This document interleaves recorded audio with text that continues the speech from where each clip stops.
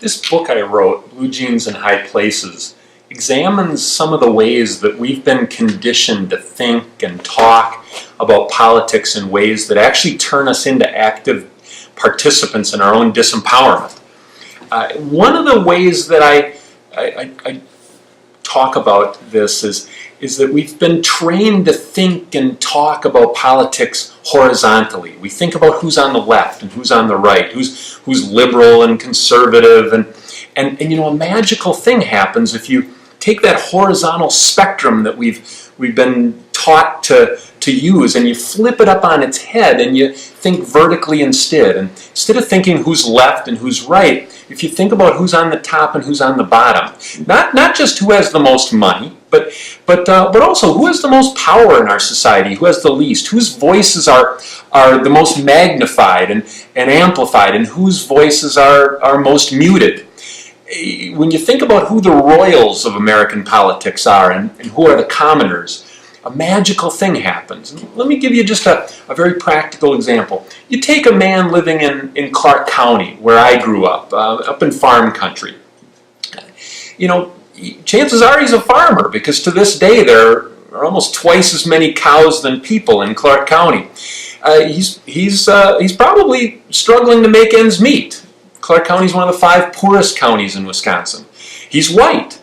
He's Republican. He's voting consistently Republican. So when you think horizontally, you'd call him a conservative. Now take a woman living in Milwaukee. Let's say she's a nursing assistant or maybe a daycare worker. So she's also struggling to make ends meet. CNAs don't make a lot of money. Daycare workers don't make a lot of money. Chances are she's black. She's probably voting Democrat. And, you know, so again, when people think horizontally, they're going to call her a liberal. When we think horizontally, those two people couldn't be farther apart. They are seen as enemies. And yet they have a tremendous amount in common. But we've thought about them and talked about them in ways that divide and conquer them. And when we think vertically instead, when we think about who's on top and who's on the bottom, who's got the most money and who has the least, who has the most influence in our society and who's not being heard or not being represented at all, those two people are in exactly the same spot on the spectrum.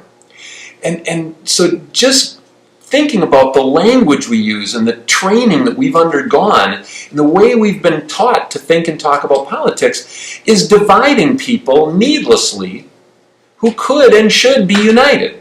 And so if we start thinking about fashioning some new vocabulary, some new labels, and thinking vertically instead about the royals of American politics and the commoners of American politics, there is an opportunity to find common ground where we don't see it today, and to help unite people who are currently divided and conquered. And that, I think, is a key secret to getting out of the rut that we're in, where people do feel alienated. They do feel as though their voices aren't being heard. They do feel that their interests aren't being served.